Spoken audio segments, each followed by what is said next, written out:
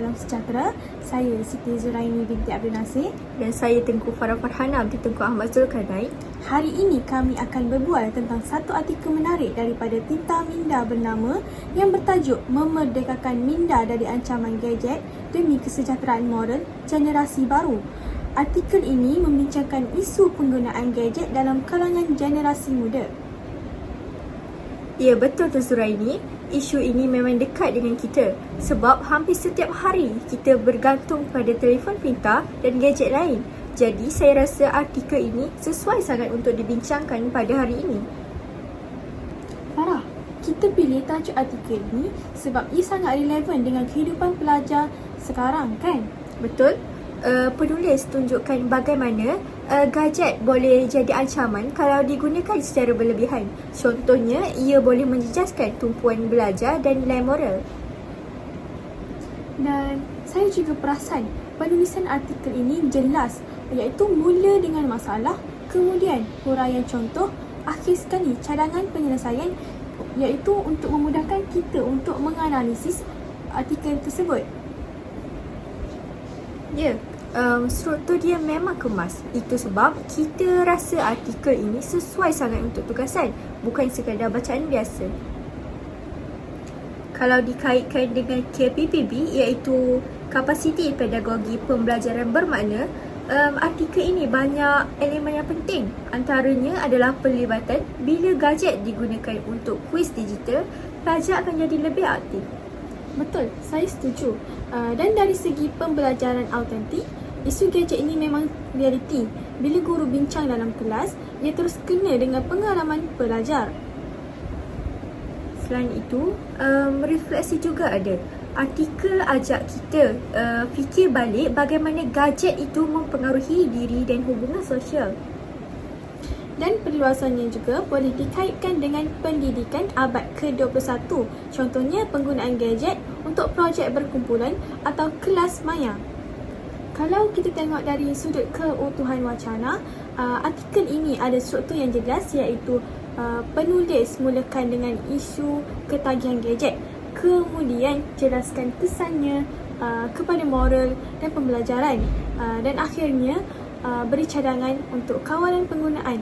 Ini menunjukkan ada kesinambungan idea. Ya, betul. Setiap perenggan saling berkait, jadi pembaca mudah faham aliran hujah.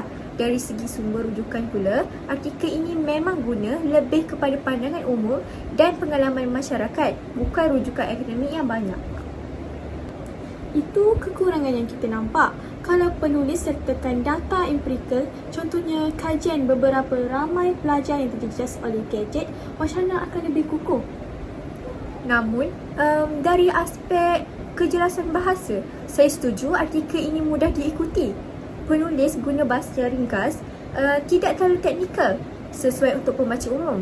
Jadi, walaupun rujukan akademik kurang, mesej utama tetap jelas. Mengikut pandangan saya, kalau artikel ini dipersembahkan, prinsip 3E itu memang boleh dilihat. Untuk pelibatan, kita boleh tanya audiens, contohnya, berapa jam anda guna telefon pada hari ini?